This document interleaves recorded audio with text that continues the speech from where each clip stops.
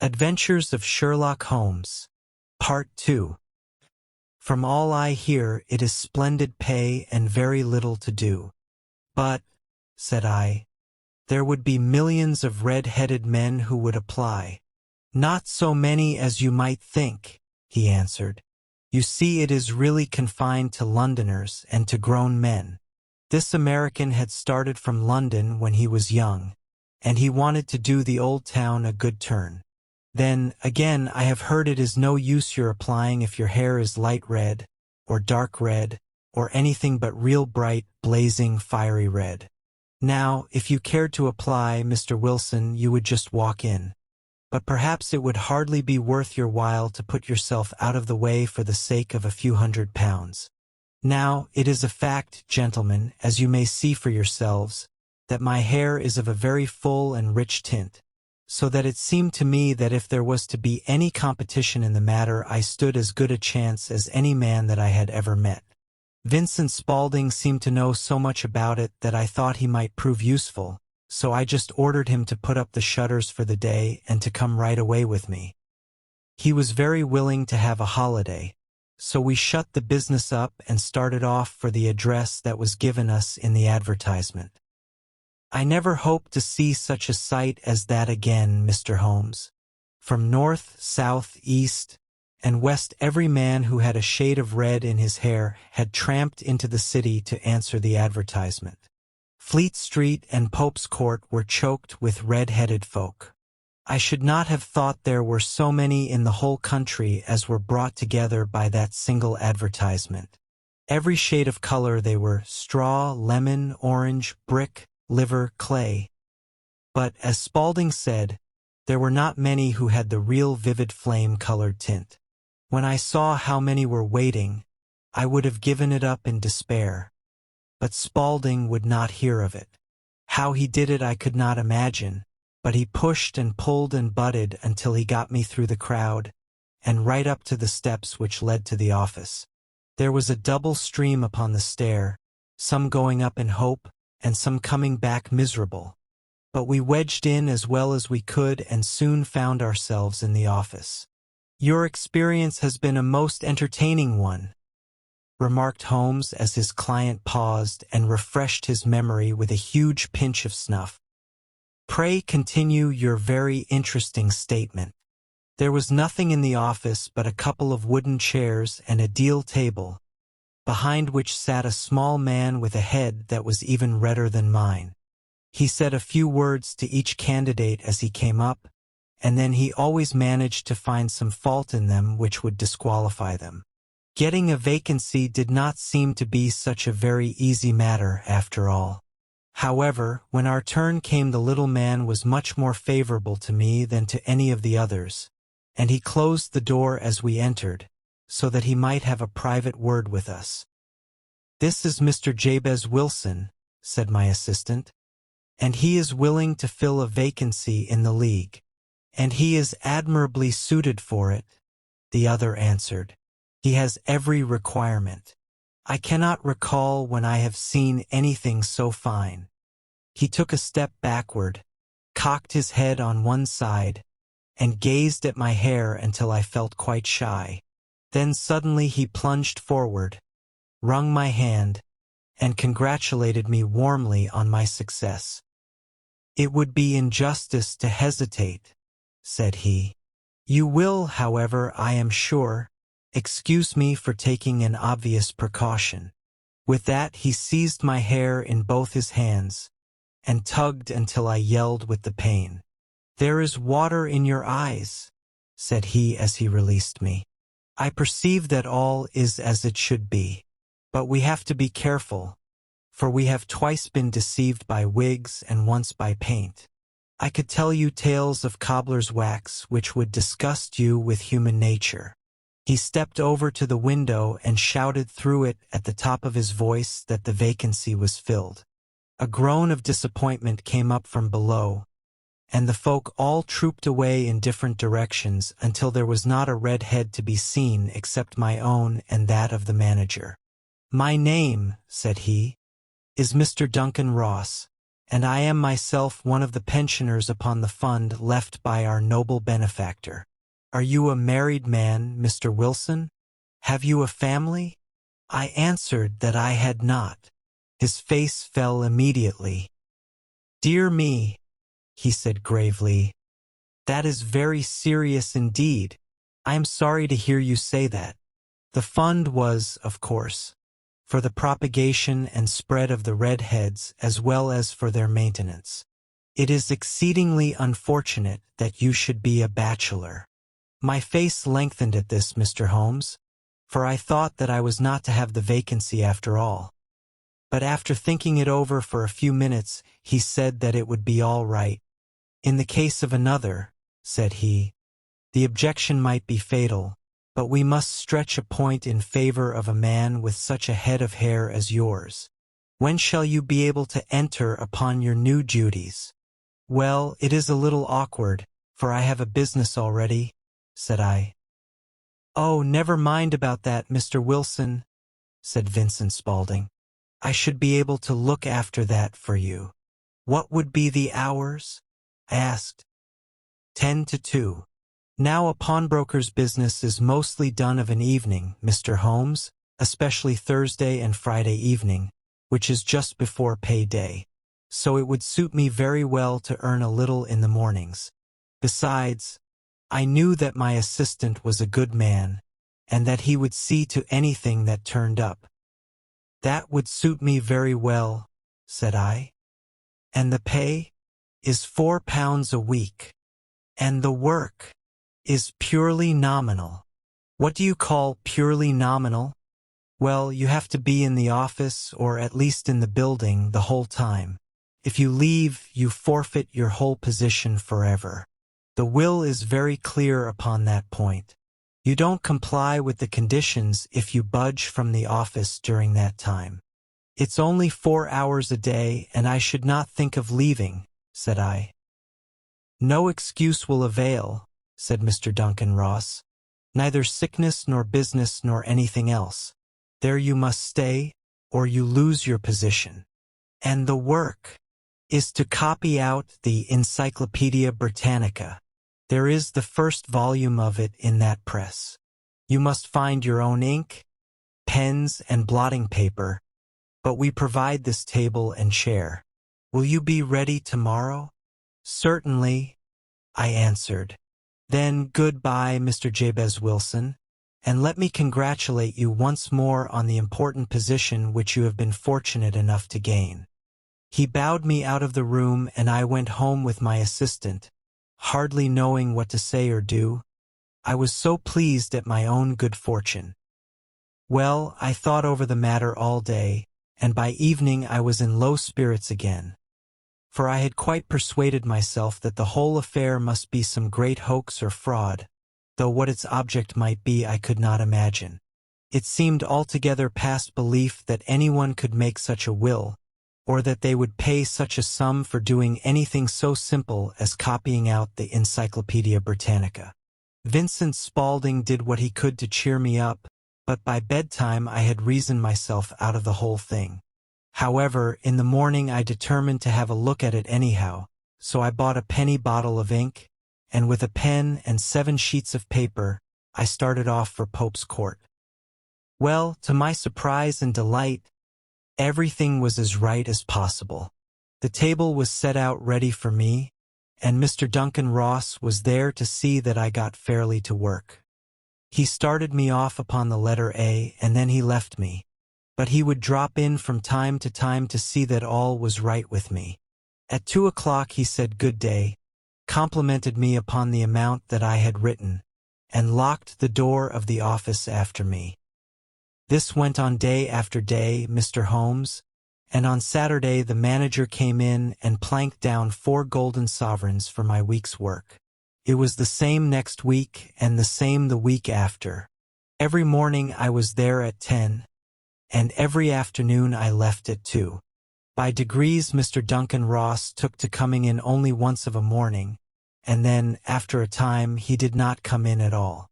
Still, of course, I never dared to leave the room for an instant, for I was not sure when he might come, and the position was such a good one and suited me so well that I would not risk the loss of it. 8 weeks passed away like this, and I had written about abbots and archery and armor and architecture in Attica, and hoped with diligence that I might get on to the bees before very long. It cost me something in paper, and I had pretty nearly filled a shelf with my writings. And then suddenly the whole business came to an end. To an end. Yes, sir. And no later than this morning. I went to my work as usual at 10 o'clock, but the door was shut and locked, with a little square of cardboard hammered on to the middle of the panel with a tack. Here it is, and you can read for yourself. He held up a piece of white cardboard about the size of a sheet of notepaper. It read in this fashion: "The Red-Headed League is dissolved. October 9th, 1890. Sherlock Holmes and I surveyed this curt announcement and the rueful face behind it, until the comical side of the affair so completely overcame every other consideration that we both burst out into a roar of laughter." "I cannot see that there is anything very funny," cried our client, flushing up to the roots of his flaming head. "If you can do nothing better than laugh at me, I can go elsewhere." "No, no," cried Holmes, shoving him back into the chair from which he had half risen. "I really wouldn't miss your case for the world. It is most refreshingly unusual. But there is, if you will excuse my saying so, something just a little funny about it. Pray, what steps did you take when you found the card upon the door?" "I was staggered, sir. I did not know what to do. Then I called at the offices round, but none of them seemed to know anything about it. Finally, I went to the landlord, who is an accountant living on the ground floor, and I asked him if he could tell me what had become of the Red-Headed League. He said that he had never heard of any such body. Then I asked him who Mr. Duncan Ross was. He answered that the name was new to him. "Well," said I, "the gentleman at number 4. "What, the red-headed man?" "Yes." "Oh," said he, "his name was William Morris. He was a solicitor and was using my room as a temporary convenience until his new premises were ready. He moved out yesterday." "Where could I find him?" "Oh, at his new offices. He did tell me the address." "Yes, 17 King Edward Street, near St. Paul's." I started off, Mr. Holmes, but when I got to that address it was a factory for artificial kneecaps, and no one in it had ever heard of either Mr. William Morris or Mr. Duncan Ross. "And what did you do then?" asked Holmes. "I went home to Saxe-Coburg Square, and I took the advice of my assistant. But he could not help me in any way. He could only say that if I waited I should hear by post. But that was not quite good enough, Mr. Holmes. I did not wish to lose such a place without a struggle. So, as I had heard that you were good enough to give advice to poor folk who were in need of it, I came right away to you." "And you did very wisely," said Holmes. "Your case is an exceedingly remarkable one, and I shall be happy to look into it. From what you have told me, I think that it is possible that graver issues hang from it than might at first sight appear." "Grave enough," said Mr. Jabez Wilson. "Why, I have lost £4 a week." "As far as you are personally concerned," remarked Holmes, "I do not see that you have any grievance against this extraordinary league. On the contrary, you are, as I understand, richer by some £30, to say nothing of the minute knowledge which you have gained on every subject which comes under the letter A.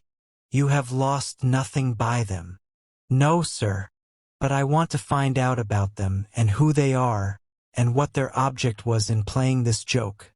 If it was a joke upon me, it was a pretty expensive joke for them, for it cost them £32. We shall endeavor to clear up these points for you. And, first, 1 or 2 questions, Mr. Wilson. This assistant of yours who first called your attention to the advertisement, How long had he been with you? About a month then. How did he come? In answer to an advertisement. Was he the only applicant? No, I had a dozen. Why did you pick him? Because he was handy and would come cheap. At half wages, in fact. Yes. What is he like? This Vincent Spaulding? Small, stout-built, very quick in his ways. No hair on his face, though he's not short of 30. Has a white splash of acid upon his forehead. Holmes sat up in his chair in considerable excitement. I thought as much, said he. Have you ever observed that his ears are pierced for earrings? Yes, sir.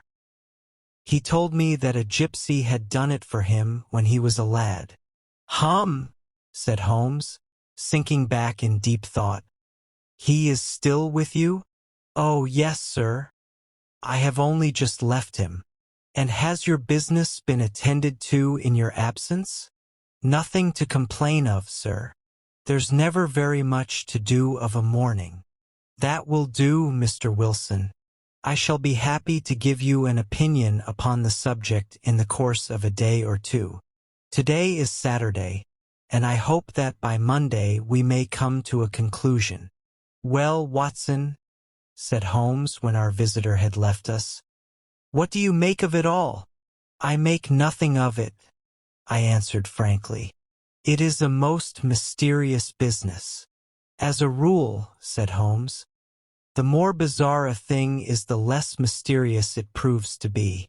It is your commonplace, featureless crimes which are really puzzling, just as a commonplace face is the most difficult to identify. But I must be prompt over this matter. What are you going to do, then? I asked. To smoke, he answered. It is quite a 3-pipe problem, and I beg that you won't speak to me for 50 minutes. He curled himself up in his chair, with his thin knees drawn up to his hawk-like nose, and there he sat with his eyes closed and his black clay pipe thrusting out like the bill of some strange bird. I had come to the conclusion that he had dropped asleep, and indeed was nodding myself, when he suddenly sprang out of his chair with the gesture of a man who has made up his mind and put his pipe down upon the mantelpiece. Sarasate plays at the St. James's Hall this afternoon, he remarked. What do you think, Watson? Could your patients spare you for a few hours? I have nothing to do today. My practice is never very absorbing. Then put on your hat and come. I am going through the city first, and we can have some lunch on the way. I observe that there is a good deal of German music on the program, which is rather more to my taste than Italian or French. It is introspective, and I want to introspect. Come along. We traveled by the Underground as far as Aldersgate, and a short walk took us to Saxe-Coburg Square, the scene of the singular story which we had listened to in the morning. It was a little place, shabby but dignified, where 4 lines of dirty 2-storied brick houses looked out into a small railed-in enclosure, where a lawn of weedy grass and a few clumps of faded laurel bushes made a hard fight against a smoke-laden and uncongenial atmosphere. 3 gilt balls and a brown board with Jabez Wilson in white letters, upon a corner house, announced the place where our red-headed client carried on his business.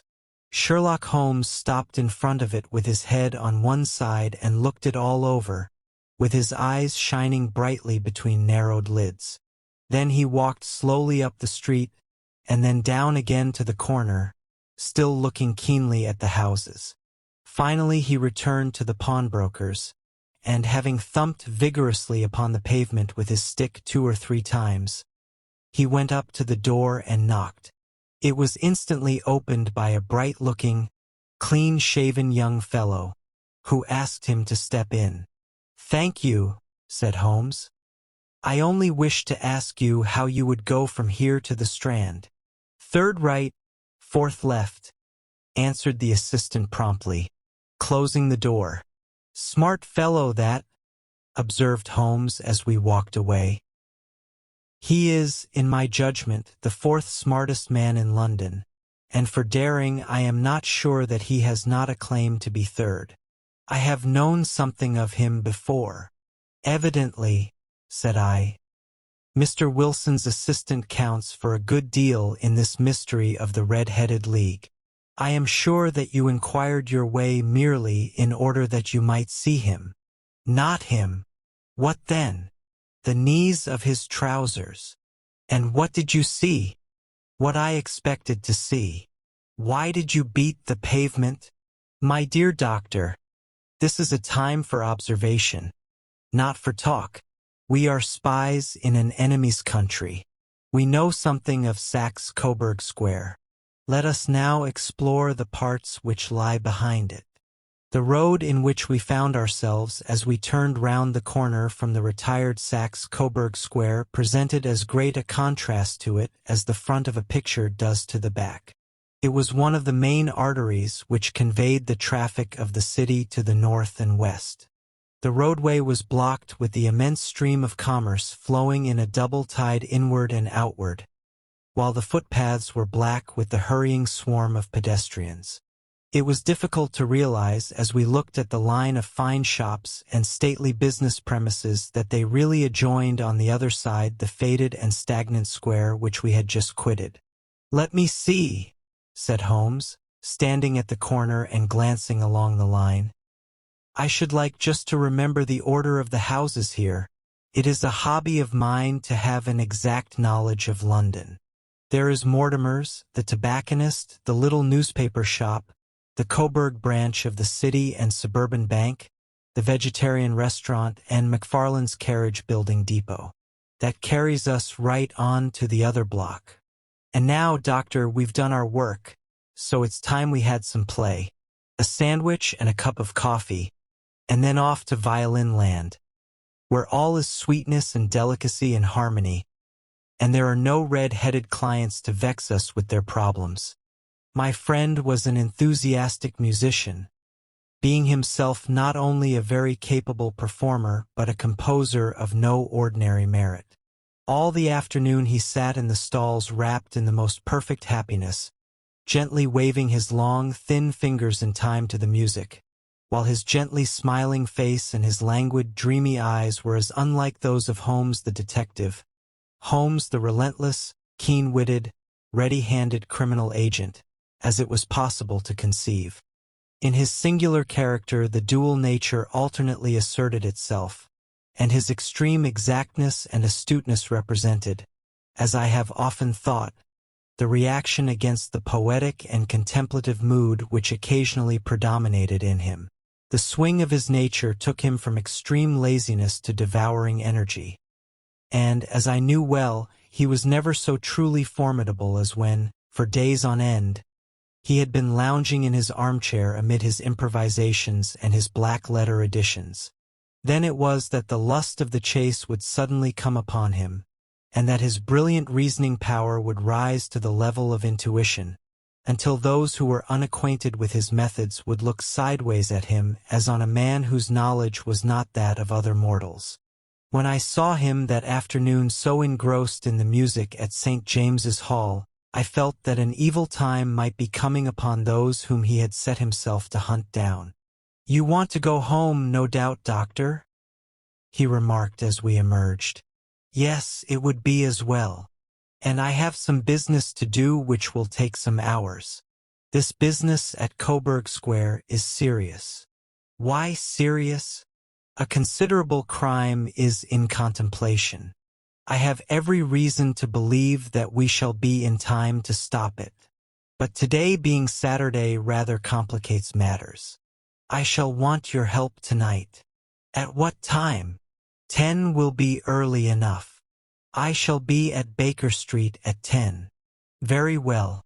And I say, Doctor, there may be some little danger, so kindly put your army revolver in your pocket." He waved his hand, turned on his heel, and disappeared in an instant among the crowd. I trust that I am not more dense than my neighbors, but I was always oppressed with a sense of my own stupidity in my dealings with Sherlock Holmes. Here I had heard what he had heard, I had seen what he had seen, and yet from his words it was evident that he saw clearly not only what had happened but what was about to happen, while to me the whole business was still confused and grotesque. As I drove home to my house in Kensington I thought over it all, from the extraordinary story of the red-headed copier of the encyclopedia, down to the visit to Saxe-Coburg Square, and the ominous words with which he had parted from me. What was this nocturnal expedition, and why should I go armed? Where were we going, and what were we to do? I had the hint from Holmes that this smooth-faced pawnbroker's assistant was a formidable man, a man who might play a deep game. I tried to puzzle it out, but gave it up in despair and set the matter aside until night should bring an explanation. It was 9:15 when I started from home and made my way across the park, and so through Oxford Street to Baker Street. 2 cabs were standing at the door, and as I entered the passage I heard the sound of voices from above. On entering his room I found Holmes in animated conversation with 2 men, one of whom I recognized as Peter Jones, the official police agent, while the other was a long, thin, sad-faced man, with a very shiny hat and oppressively respectable frock coat. "Ah, our party is complete," said Holmes, buttoning up his pea jacket and taking his heavy hunting crop from the rack. "Watson, I think you know Mr. Jones of Scotland Yard? Let me introduce you to Mr. Merryweather, who is to be our companion in tonight's adventure." "We're hunting in couples again, Doctor, you see," said Jones in his consequential way. "Our friend here is a wonderful man for starting a chase. All he wants is an old dog to help him to do the running down. I hope a wild goose may not prove to be the end of our chase," observed Mr. Merryweather gloomily. "You may place considerable confidence in Mr. Holmes, sir," said the police agent loftily. "He has his own little methods, which are, if he won't mind my saying so, just a little too theoretical and fantastic, but he has the makings of a detective in him. It is not too much to say that once or twice, as in that business of the Sholto murder and the Agra treasure, he has been more nearly correct than the official force." "Oh, if you say so, Mr. Jones, it is all right," said the stranger with deference. "Still, I confess that I miss my rubber. It is the first Saturday night for 27 years that I have not had my rubber." "I think you will find," said Sherlock Holmes, "that you will play for a higher stake tonight than you have ever done yet, and that the play will be more exciting. For you, Mr. Merryweather, the stake will be some £30,000, and for you, Jones, it will be the man upon whom you wish to lay your hands. John Clay, the murderer, thief, smasher, and forger. He's a young man, Mr. Merryweather, but he is at the head of his profession, and I would rather have my bracelets on him than on any criminal in London. He's a remarkable man, is young John Clay. His grandfather was a royal duke, and he himself has been to Eton and Oxford. His brain is as cunning as his fingers, and though we meet signs of him at every turn, we never know where to find the man himself. He'll crack a crib in Scotland one week, and be raising money to build an orphanage in Cornwall the next. I've been on his track for years and have never set eyes on him yet. I hope that I may have the pleasure of introducing you tonight. I've had 1 or 2 little turns also with Mr. John Clay, and I agree with you that he is at the head of his profession. It is past 10, however, and quite time that we started. If you two will take the first cab, Watson and I will follow in the second." Sherlock Holmes was not very communicative during the long drive and lay back in the cab humming the tunes which he had heard in the afternoon. We rattled through an endless labyrinth of gas-lit streets until we emerged into Farrington Street. "We are close there now," my friend remarked.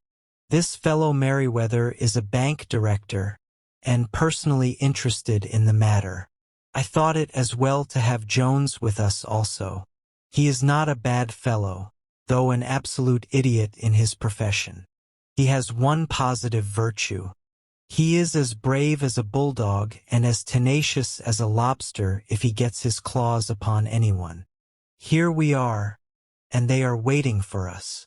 We had reached the same crowded road in which we had found ourselves in the morning.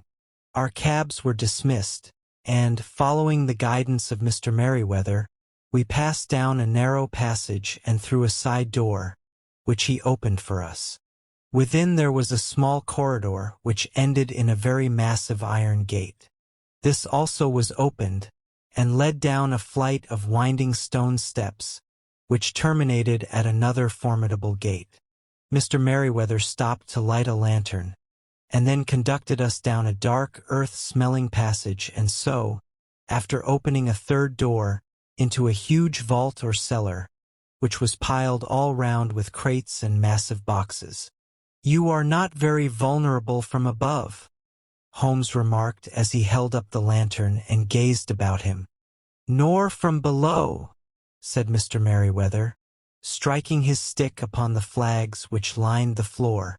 "Why, dear me, it sounds quite hollow," he remarked, looking up in surprise. "I must really ask you to be a little more quiet," said Holmes severely. "You have already endangered the whole success of our expedition. Might I beg that you would have the goodness to sit down upon one of those boxes, and not to interfere?" The solemn Mr. Merryweather perched himself upon a crate, with a very injured expression upon his face, while Holmes fell upon his knees upon the floor and, with the lantern and a magnifying lens, began to examine closely the cracks between the stones. A few seconds sufficed to satisfy him, for he sprang to his feet again and put his glass in his pocket. "We have at least an hour before us," he remarked, "for they can hardly take any steps until the good pawnbroker is safely in bed. Then they will not lose a minute, for the sooner they do their work the longer time they will have for their escape. We are at present, Doctor, as no doubt you have divined, in the cellar of the city branch of one of the principal London banks. Mr. Merryweather is the chairman of directors, and he will explain to you that there are reasons why the more daring criminals of London should take a considerable interest in this cellar at present." "It is our French gold," whispered the director. "We have had several warnings that an attempt might be made upon it." "Your French gold?" "Yes. We had occasion some months ago to strengthen our resources and borrowed for that purpose 30,000 gold coins from the Bank of France. It has become known that we have never had occasion to unpack the money, and that it is still lying in our cellar. The crate upon which I sit contains 2,000 of them packed between layers of lead foil. Our reserve of gold is much larger at present than is usually kept in a single branch office, and the directors have had misgivings upon the subject." "Which were very well justified," observed Holmes. "And now it is time that we arranged our little plans. I expect that within an hour matters will come to a head. In the meantime, Mr. Merryweather, we must put the screen over that dark lantern." "And sit in the dark?" "I am afraid so. I had brought a pack of cards in my pocket, and I thought that you might have your rubber after all. But I see that the enemy's preparations have gone so far that we cannot risk the presence of a light. And, first of all, we must choose our positions. These are daring men, and though we shall take them at a disadvantage, they may do us some harm unless we are careful. I shall stand behind this crate, and do you conceal yourselves behind those. Then, when I flash a light upon them, close and swiftly. If they fire, Watson, do not hesitate to shoot them down." I placed my revolver, cocked, upon the top of the wooden case behind which I crouched. Holmes shot the slide across the front of his lantern and left us in pitch darkness, such an absolute darkness as I have never before experienced. The smell of hot metal remained to assure us that the light was still there, ready to flash out at a moment's notice. To me, with my nerves worked up to a pitch of expectancy. There was something depressing and subduing in the sudden gloom, and in the cold, damp air of the vault. "They have but one retreat," whispered Holmes. "That is back through the house into Saxe-Coburg Square. I hope that you have done what I asked you, Jones. I have an inspector and 2 officers waiting at the front door. Then we have stopped all the holes. And now we must be silent and wait."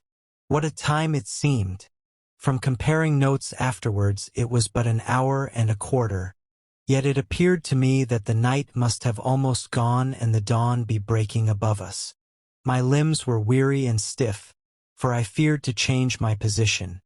Yet my nerves were worked up to the highest pitch of tension, and my hearing was so acute that I could not only hear the gentle breathing of my companions, but I could distinguish the deeper, heavier in breath of the bulky Jones from the thin, sighing note of the bank director. From my position I could look over the case in the direction of the floor. Suddenly my eyes caught the glint of a light. At first it was but a lurid spark upon the stone pavement. Then it lengthened out until it became a yellow line, and then, without any warning or sound, a gash seemed to open and a hand appeared, a white, almost womanly hand, which felt about in the center of the little area of light. For a minute or more the hand, with its writhing fingers, protruded out of the floor. Then it was withdrawn as suddenly as it appeared, and all was dark again save the single lurid spark which marked a space between the stones. Its disappearance, however, was but momentary. With a tearing sound, one of the broad, white stones turned over upon its side and left a square, gaping hole, through which streamed the light of a lantern. Over the edge there peeped a clean-cut, boyish face, which looked keenly about it, and then, with a hand on either side of the aperture, drew itself shoulder-high and waist-high, until one knee rested upon the edge. In another instant he stood at the side of the hole and was hauling after him a companion, small like himself, with a pale face and a shock of very red hair. "It's all clear," he whispered. "Have you the chisel and the bags? Great Scott! Jump, Archie, jump, and I'll swing for it." Sherlock Holmes had sprung out and seized the intruder by the collar. The other dived down the hole, and I heard the sound of tearing cloth as Jones clutched at his skirts. The light flashed upon the barrel of a revolver, but Holmes' hunting crop came down on the man's wrist, and the pistol clinked upon the stone floor. "It's no use, John Clay," said Holmes blandly. "You have no chance at all." "So I see," the other answered with the utmost coolness. "I fancy that my pal is all right, though I see you have got his coat-tails." "There are 3 men waiting for him at the door," said Holmes. "Oh, indeed. You seem to have done the thing very completely. I must compliment you." "And I you," Holmes answered. "Your red-headed idea was very new and effective." "You'll see your pal again presently," said Jones. "He's quicker at climbing down holes than I am.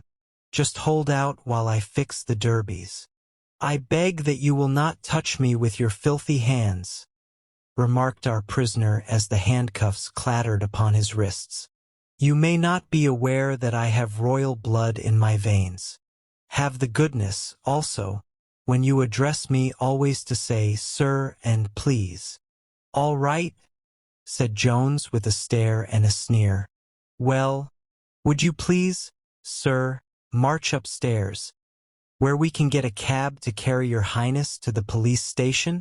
"That is better," said John Clay serenely.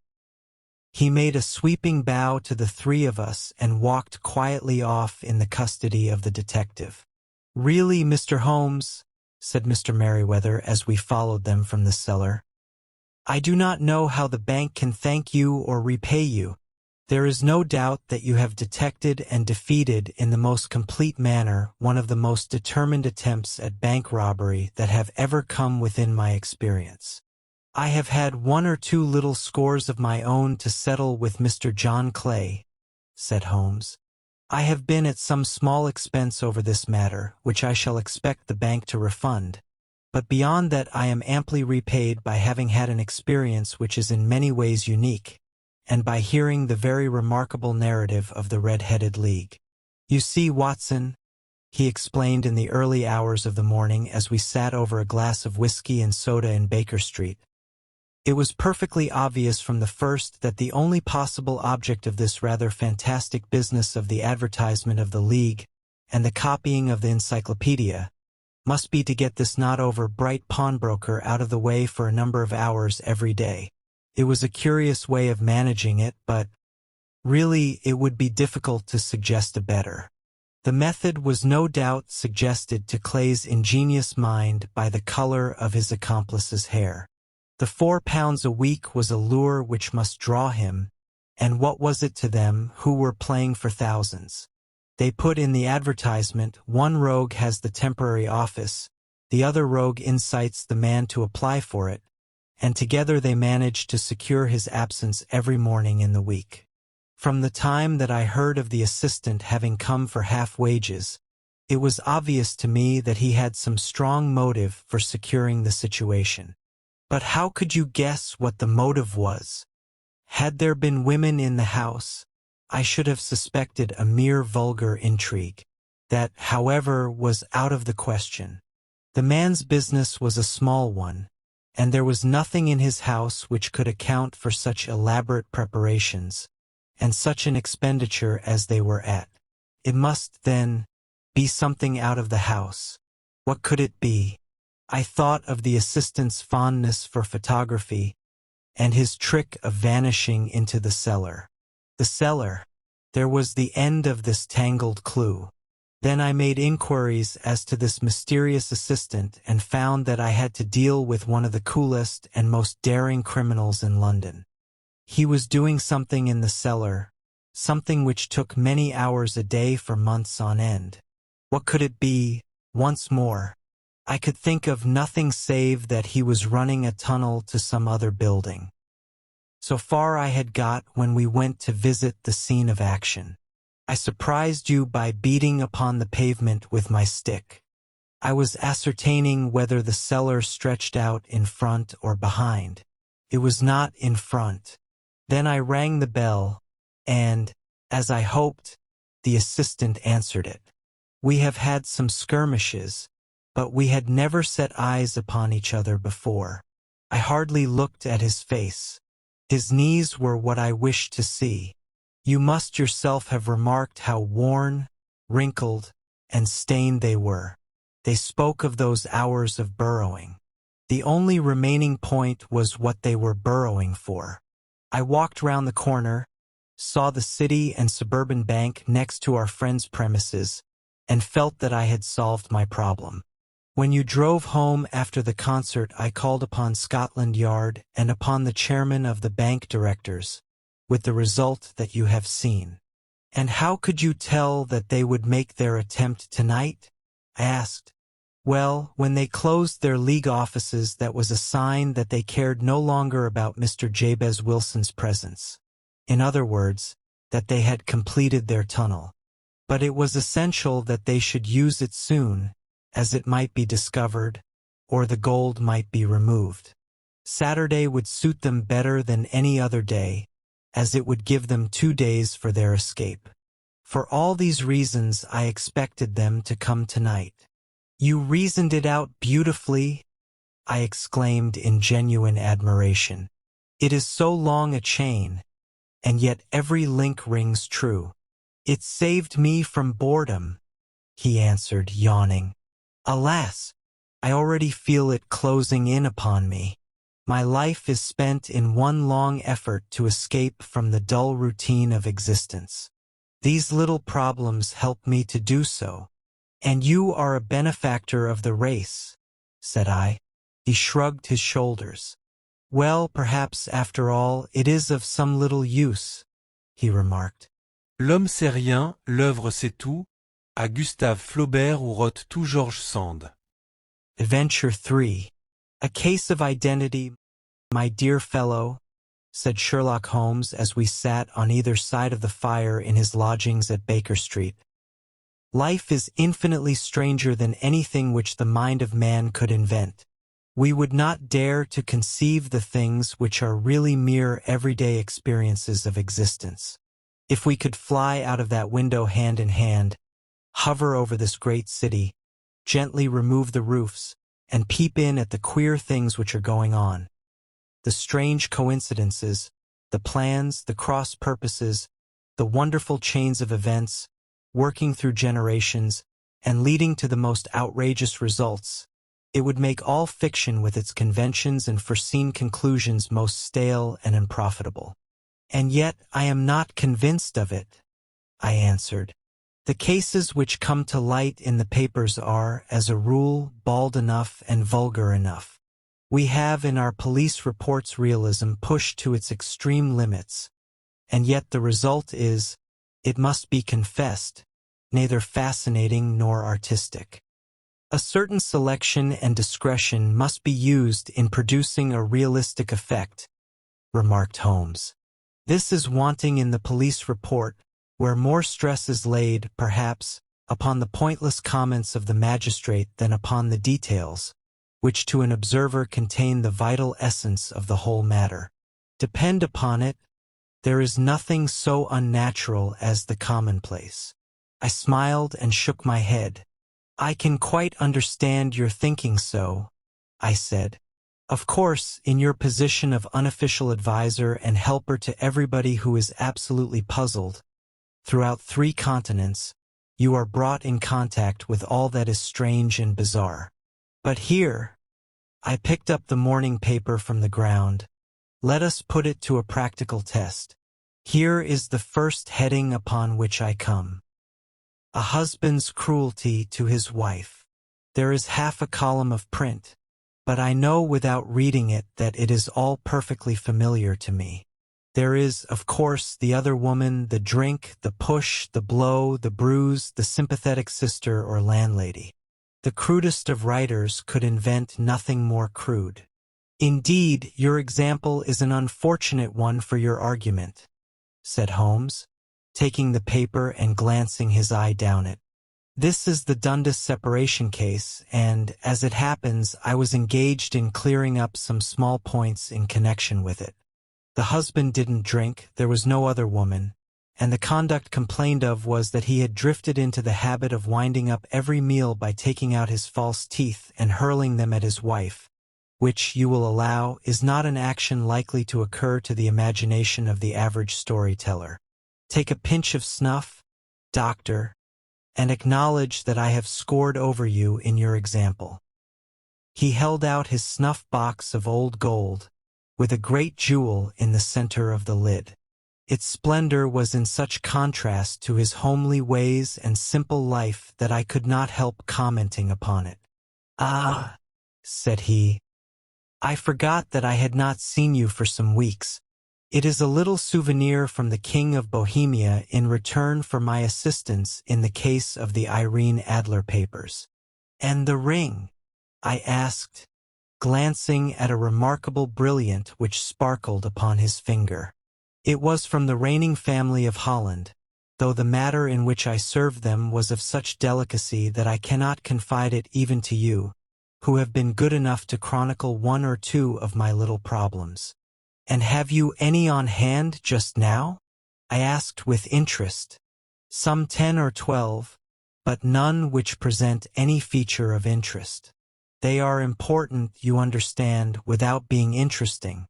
Indeed, I have found that it is usually in unimportant matters that there is a field for the observation, and for the quick analysis of cause and effect which gives the charm to an investigation. The larger crimes are apt to be the simpler, for the bigger the crime the more obvious, as a rule, is the motive. In these cases, save for one rather intricate matter which has been referred to me from Marseilles, there is nothing which presents any features of interest.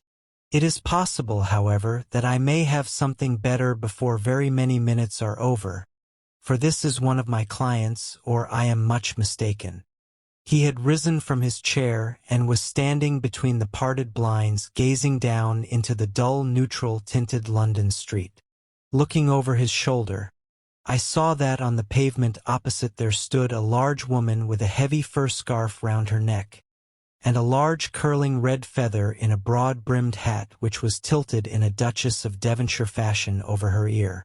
From under this great hat she peeped up in a nervous, hesitating fashion at our windows, while her body oscillated backward and forward, and her fingers fidgeted with her glove buttons.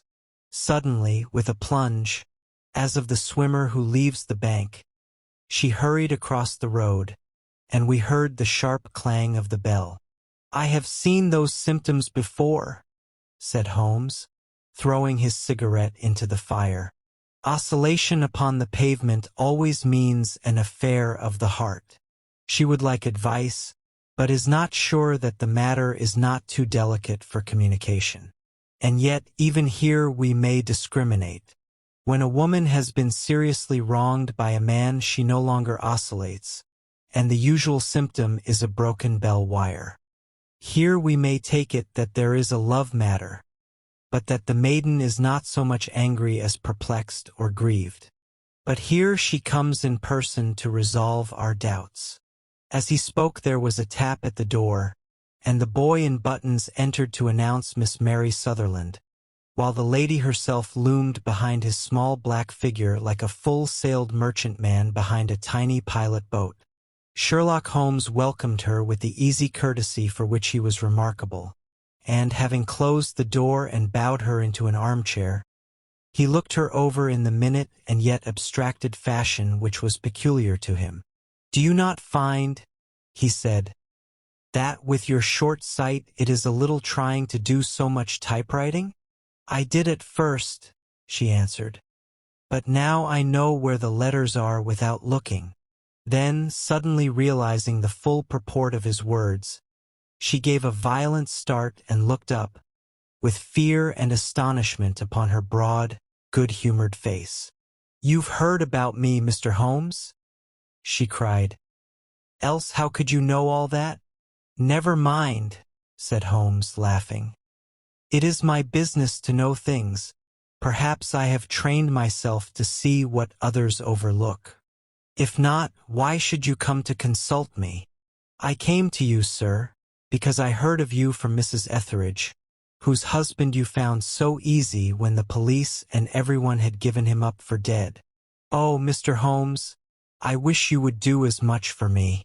I'm not rich, but still I have 100 a year in my own right, besides the little that I make by the machine, and I would give it all to know what has become of Mr. Hosmer Angel." "Why did you come away to consult me in such a hurry?" asked Sherlock Holmes, with his fingertips together and his eyes to the ceiling. Again a startled look came over the somewhat unintelligent face of Miss Mary Sutherland. "Yes, I did bang out of the house," she said, "for it made me angry to see the easy way in which Mr. Windibank, that is, my father, took it all. He would not go to the police, and he would not go to you, and so at last, as he would do nothing and kept on saying that there was no harm done, it made me mad, and I just on with my things and came right away to you." "Your father," said Holmes. "Your stepfather, surely, since the name is different."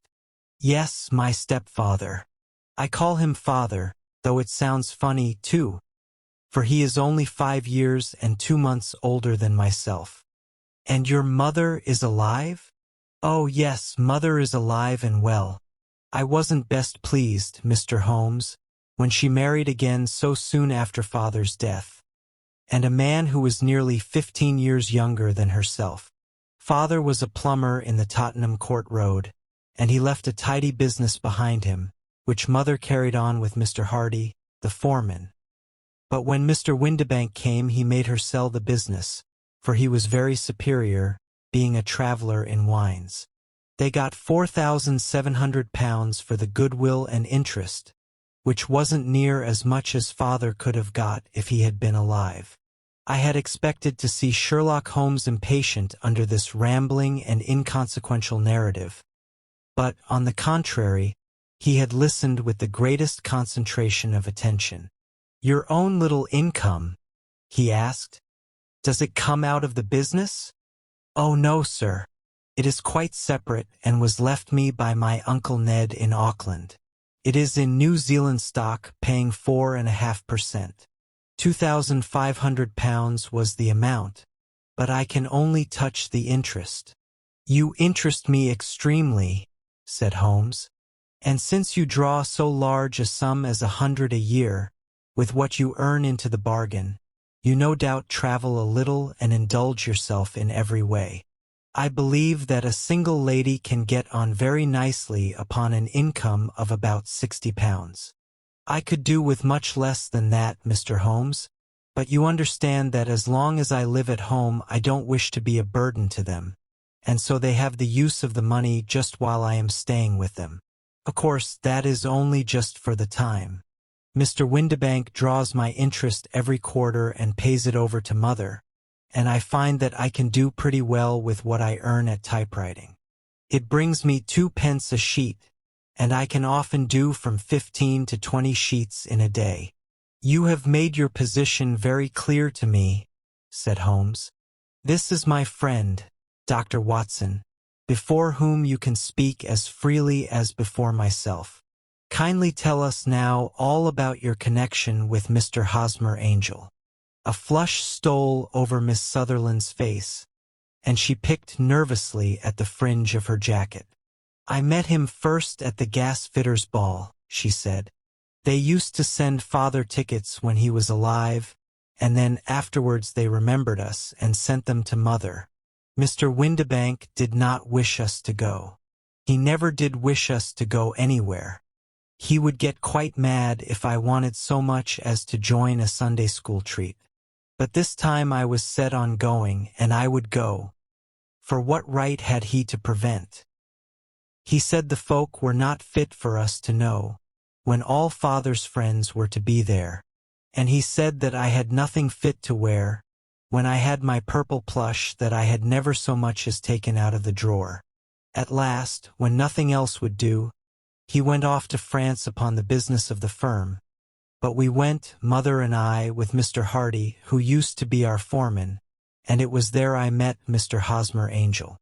"I suppose," said Holmes, "that when Mr. Windibank came back from France he was very annoyed at your having gone to the ball." "Oh, well, he was very good about it. He laughed, I remember, and shrugged his shoulders, and said there was no use denying anything to a woman, for she would have her way." "I see. Then at the gasfitters' ball you met, as I understand, a gentleman called Mr. Hosmer Angel." "Yes, sir. I met him that night, and he called next day to ask if we had got home all safe, and after that we met him. That is to say, Mr. Holmes, I met him twice for walks, but after that father came back again, and Mr. Hosmer Angel could not come to the house any more." "No." "Well, you know father didn't like anything of the sort. He wouldn't have any visitors if he could help it, and he used to say that a woman should be happy in her own family circle. But then, as I used to say to Mother, a woman wants her own circle to begin with, and I had not got mine yet." "But how about Mr. Hosmer Angel? Did he make no attempt to see you?" "Well, father was going off to France again in a week, and Hosmer wrote and said that it would be safer and better not to see each other until he had gone. We could write in the meantime, and he used to write every day. I took the letters in the morning, so there was no need for father to know." "Were you engaged to the gentleman at this time?" "Oh, yes, Mr. Holmes. We were engaged after the first walk that we took. Hosmer, Mr. Angel, was a cashier in an office in Leadenhall Street, and—" "What office?" "That's the worst of it, Mr. Holmes. I don't know." "Where did he live, then?" "He slept on the premises." "And you don't know his address?" "No, except that it was Leadenhall Street." "Where did you address your letters, then?" "To the Leadenhall Street post office, to be left till called for." He said that if they were sent to the office he would be teased by all the other clerks about having letters from a lady, so I offered to typewrite them like he did his, but he wouldn't have that, for he said that when I wrote them they seemed to come from me, but when they were typewritten he always felt that the machine had come between us. That will just show you how fond he was of me, Mr. Holmes, and the little things that he would think of. It was most suggestive, said Holmes. It has long been an axiom of mine that the little things are infinitely the most important. Can you remember any other little things about Mr. Hosmer Angel? He was a very shy man, Mr. Holmes. He would rather walk with me in the evening than in the daylight, for he said that he hated to be conspicuous. Very retiring and gentlemanly he was. Even his voice was gentle. He'd had swollen glands when he was young, he told me, and it had left him with a weak throat and a hesitating, whispering fashion of speech. He was always well dressed, very neat and plain, but his eyes were weak, just as mine are, and he wore tinted glasses against the glare. Well, and what happened when Mr. Windibank, your stepfather, returned to France? Mr. Hosmer Angel came to the house again and proposed that we should marry before father came back. He was in dreadful earnest and made me swear, with my hands on the testament, that whatever happened I would always be true to him. Mother said he was quite right to make me swear, and that it was a sign of his passion. Mother was all in his favor from the first and was even fonder of him than I was. Then, when they talked of marrying within the week, I began to ask about father. But they both said never to mind about father, but just to tell him afterwards, and Mother said she would make it all right with him. I didn't quite like that, Mr. Holmes. It seemed funny that I should ask his leave, as he was only a few years older than me. But I didn't want to do anything on the sly, so I wrote to father at Bordeaux, where the company has its French offices, but the letter came back to me on the very morning of the wedding. It missed him, then? Yes, sir. For he had started to England just before it arrived. Ah, that was unfortunate. Your wedding was arranged, then, for the Friday. Was it to be in church? Yes, sir, but very quietly. It was to be at St. Saviour's, near King's Cross, and we were to have breakfast afterwards at the St. Pancras Hotel. Hosmer came for us in a cab, but as there were two of us he put us both into it and stepped himself into a four-wheeler, which happened to be the only other cab in the street. We got to the church first, and when the four-wheeler drove up we waited for him to step out. But he never did, and when the cab driver got down from the box and looked there was no one there. The cab driver said that he could not imagine what had become of him, for he had seen him get in with his own eyes. That was last Friday, Mr. Holmes, and I have never seen or heard anything since then to throw any light upon what became of him. It seems to me that you have been very shamefully treated, said Holmes. Oh, no, sir. He was too good and kind to leave me so. Why, all the morning he was saying to me that whatever happened, I was to be true, and that even if something quite unforeseen occurred to separate us, I was always to remember that I was pledged to him, and that he would claim his pledge sooner or later. It seemed strange talk for a wedding morning, but what has happened since gives a meaning to it. Most certainly it does. Your own opinion is, then, that some unforeseen catastrophe has occurred to him. Yes, sir. I believe that he foresaw some danger, or else he would not have talked so. And then I think that what he foresaw happened.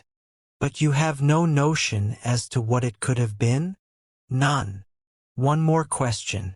How did your mother take the matter? She was angry, and said that I was never to speak of the matter again. And your father? Did you tell him? Yes. And he seemed to think with me that something had happened, and that I should hear of Hosmer again. As he said, what interest could anyone have in bringing me to the doors of the church, and then leaving me? Now, if he had borrowed my money, or if he had married me and got my money settled on him, there might be some reason, but Hosmer was very independent about money and never would look at a shilling of mine. And yet, what could have happened? And why could he not write? Oh, it drives me half mad to think of it, and I can't sleep a wink at night. She pulled a little handkerchief out of her pocket and began to sob heavily into it. I shall glance into the case for you, said Holmes, rising, and I have no doubt that we shall reach some definite result. Let the weight of the matter rest upon me now, and do not let your mind dwell upon it further. Above all, try to let Mr. Hosmer Angel vanish from your memory, as he has done from your life. Then you don't think I'll see him again? I fear not. Then what has happened to him? You will leave that question in my hands. I should like an accurate description of him and any letters of his which you can spare. I advertised for him in last Saturday's Chronicle, said she. Here is the slip and here are 4 letters from him. Thank you. And your address? Number 31 Leon Place, Camberwell. Mr. Angel's address you never had, I understand. Where is your father's place of business? He travels for Westhouse and Marbank, the great wine importers of Fenchurch Street. Thank you. You have made your statement very clearly. You will leave the papers here, and remember the advice which I have given you.